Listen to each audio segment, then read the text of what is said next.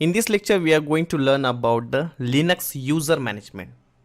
First of all, let's try to understand what is user. Let's assume that this is your server. Okay, this is your server box. And right now for the testing purpose, just for this training purpose, we are using Ubuntu. We are using this Ubuntu. Now in this Ubuntu system, I can log in with the root user.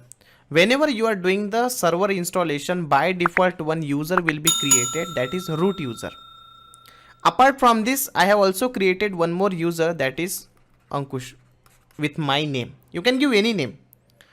So root user is the one which we also called it as a super user. Super user means he is having all the permissions. He is a boss of your server. Apart from this, you can create your different users. So these users will be created over here. Let's say this is user 1, user 2, user 3. You can have multiple users. Apart from this, there is one more user is there, root user is there, who is the super user.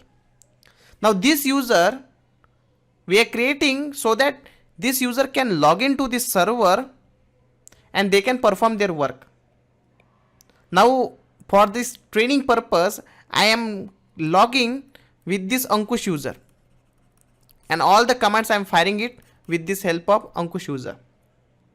So whenever you are creating a user, to this user we are also giving the required privileges, or you can also call it as in another term, required permissions, so that what he can do, whether he can create a file, whether he can edit a file, what levels of permissions he will have, depending on their usability or responsibility, we are going to give the access to this user. And who will create the user? Root, because root is having full permissions. Root can create any other users, but other users cannot create another user unless and until you are giving the permissions to them. So we are going to see how to create a user, and all these users are available in the file. We called it as the /etc/password file. Let's see this practically in the next lecture. Thank you.